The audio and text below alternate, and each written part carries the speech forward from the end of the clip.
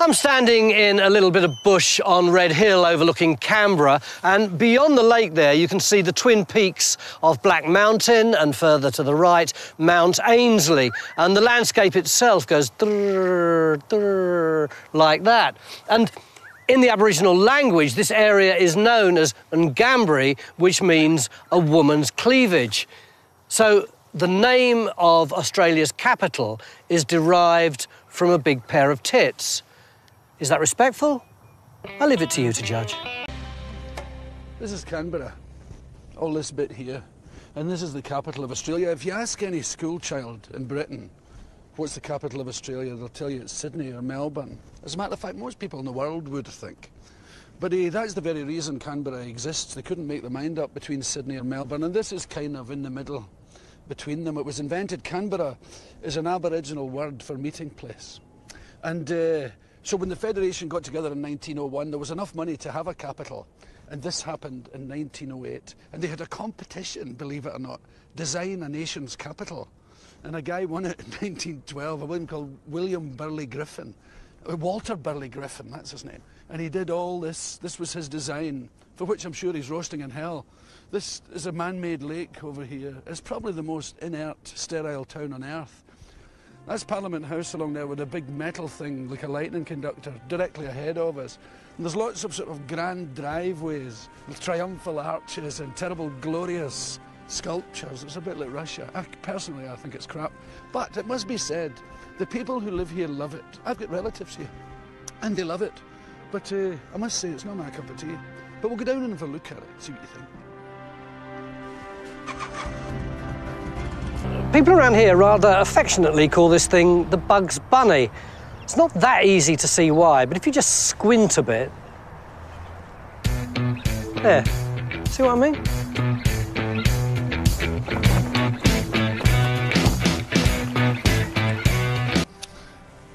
And there's one of them restaurants up there, on that thing on the skyline.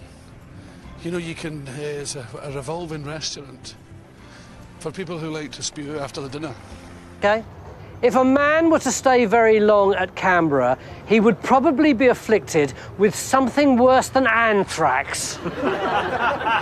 No, you can take that, can you? Yeah, it's very close. It's a cemetery without lights. We have lights. Oh, you go over there? And that one's just not accurate. OK. 6 suburbs in search of a soul. We have solar panels. Yeah, they have solar panels. Absolutely. Well, that's a retort to that one, isn't it? OK, I accept that there wasn't the reaction that I might have expected. Although I do think that 6 suburbs in search of a soul got some kind of feeling about it. Well, Tony, for me, only because you're talking 6. We're now 100 suburbs and there is plenty of soul. All right, I believe you. Cheers, mate. Cheers, Tony. Thank you for your patience on such a cold afternoon. Embassy here, the Aboriginal Tent Embassy, set up in 1992 for exactly the same reason, to safeguard the sovereignty of the Aboriginal people and to protest that Australia was not discovered, it was invaded by white men. Quite right. As far as buildings go, this is by far the most impressive. This is the Chinese embassy. It's the most beautiful building, and the Australian Secret Service were caught bugging the place when it was first built. To their great embarrassment, they found there was microphones stuck all over the place and a huge bungling attempt at being sneaky. The Chinese embassy. Looks like a big restaurant, really, doesn't it? So, hello. Good afternoon. How you doing? Am I in trouble? No, You want to throw me in jail? All I had to do was find out who. I'm Billy Connolly. Yes, of course. Yeah. I recognise it. And I'm making fun of very important people. Is that okay with you? Yes, that's fine. Good, man. Fair play.